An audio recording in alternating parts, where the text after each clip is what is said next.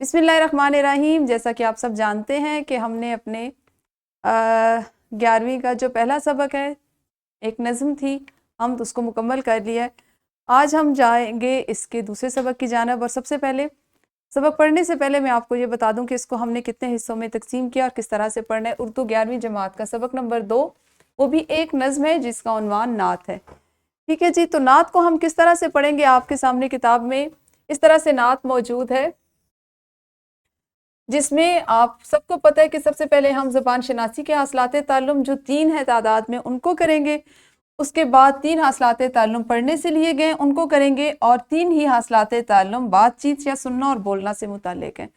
اس کو مکمل کرنے کے بعد ہم اپنے آخر میں، جیسے ہم نے لکھنا، تخلیقی لکھائی اور اس میں لکھنے کی سرگرمیاں تھی اور مہارت تھی، اس پہ کام کیا، تو اسی انداز میں ہم نے اپنے سبق نمبر 2 کو، نعت کو بھی مکمل کرنا ہے۔ ٹھیک ہے جی،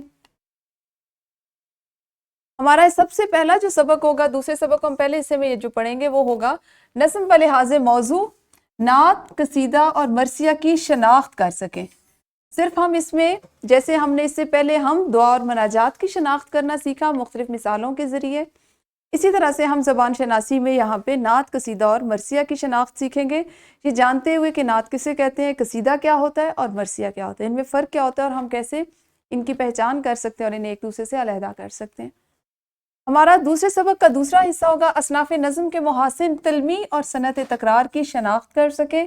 ہم نے صنعت تکرار اپنے پہلے سبق میں مکمل کر لی ہے، اس میں ہمارے لیے نئی چیز ہے تلمی، انشاءاللہ اس پہ ہم زیادہ کام کریں گے اور صنعت تکرار کی ہم مشق کریں گے۔ ٹھیک ہے جی، اسی طرح سے دوسرے ہی دن ہم پڑھیں گے تراکیب لفظی کی شناخت کر سکیں اور اس کی اہمیت کو سمجھتے ہوئے تحریر میں اس کا استعمال کر سکیں۔ آپ لوگ تراکیب لفظی سے بھی واقف ہو چکے ہیں، ہم نے اس کی مشق بھی کر لی اور اسے سمجھ بھی لیا۔ اب ہم اپنے اس سبق میں تراکیب لفظی کی مزید مشق کریں گے، اس سبق پر اس کا اطلاق کرتے ہوئے۔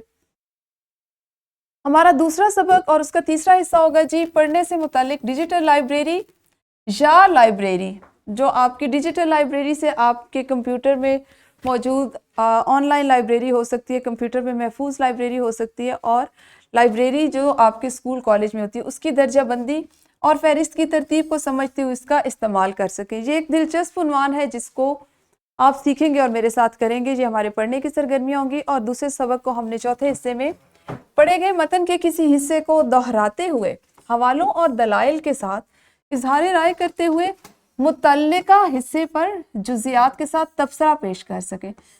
تبصرہ کیا ہوتا ہے؟ آپ نے عام طور پر آپ مختلف ٹی وی پروگرام جو ہوتے ہیں اس میں سنتے ہیں، تبصرے ہو رہے ہوتے ہیں، کوئی سوال پوچھا جاتا ہے، کوئی بات پوچھی جاتی ہے، اس پہ اپنی رائے دی جاتی ہے، اپنی آراء دی جاتی ہے، اس میں اپنے جو چیزیں یا اپنی رائے ہوتی ہے اس کو شامل کرنے کو ہم تبصرہ کہتے ہیں۔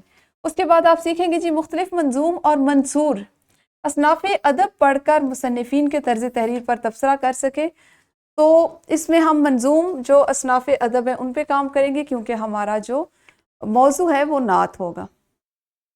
سبق نمبر 2.5 میں ہم اپنے سننے اور بولنے کے تمام حاصلات تعلم کو مکمل کریں گے، جس میں آپ مختلف سمعی ذرائع سے کہانی، نظم، واقعہ، تقریر، اعلان، خطبہ، گفتگو، خبر، ڈرامہ، ہدایت اور فیچر سن کر کلام کے اہم نکات، تراکیب، جملے، مصرے یا اشعار برمحل اور برجستہ استعمال کر سکیں، یہ سیکھیں گے۔ اور اسی دن ہماری جو سرگرمیاں ہوں گی وہ کلام یا بات کے آغاز یا درمیان سے سن کر نظم و نثر کے مرکزی خیال، نقطے یا تصور تک رسائی حاصل کرنا، یعنی اس تک آپ پہنچ سکیں، اس کے سیاق و سباق کو سمجھنے اور موضوع کو بیان کر سکیں۔ یہ ایک پیچیدہ حاصل تعلم ہے، لیکن یہ چونکہ ہماری اس بات چیت کی سرگرمیوں سے متعلق ہے تو ہم اس کو آرام سے کر لیں گے اپنی گفتگو کے دوران میں۔ ٹھیک ہے جی، اور اس کے بعد ہوگا کسی بات، پیغام، کلام، نشریات، کہانی، مکالمے کو سن کر دہراتے ہوئے کمی بیشی کے ساتھ بیان کر سکیں۔ اچھا جی، ہم نے اپنے دوسرے سبق کو چھٹے حصے میں جو مکمل کرنا ہے وہ بھی نیا حاصل تعلم ہے، مختلف ادبی شخصیات کی مرقع نگاری کر سکیں۔ یہاں پہ آپ نئی چیز سیکھیں گے، جماعت 11ویں میں مرقع نگاری کرنا، مرقع نگاری کسے کہتے ہیں، کیسے کی جاتی ہے، یہ ہم سیکھیں گے اپنے دوسرے سبق کے چھٹے حصے میں، اور دوسرے سبق کو ہم انشاءاللہ 7ویں حصے میں مکمل کریں گے مختلف تحریری سرگرمیوں میں۔ الفاظ کی درست املاء کا خیال رکھتے ہوئے تحریری کام پر نظر ثانی جس کو ہم آپ کو بار بار کہتے ہیں کہ اپنے لکھے ہوئے کو دوبارہ پڑھا کریں، وہ ہوتا ہے نظر ثانی کرنا. اور ادارت یعنی پروف ریڈنگ کر سکیں، اگر اس میں غلطیاں ہیں تو ان کی اصلاح کر سکیں. ٹھیک ہے، کسی بھی نظم یا نثر کو پڑھ کر اس کے اہم نکات کا خلاصہ لکھ سکیں.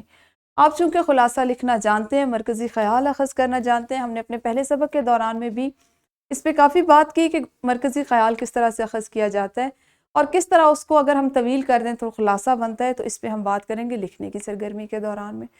تو یہ ہوگا ہمارے اس دوسرے سبق کا پڑھنے کا انداز، اور اس کو ہم انشاءاللہ 7 کلاسز میں مکمل کریں گے. آج ہمارے پاس پہلا دن ہے اور ہمارے پاس ابھی وقت بھی ہے، تو آج انشاءاللہ ہم اس کو زبان شناسی کے پہلے حاصل تعلم سے شروع کریں گے. ٹھیک ہے جی.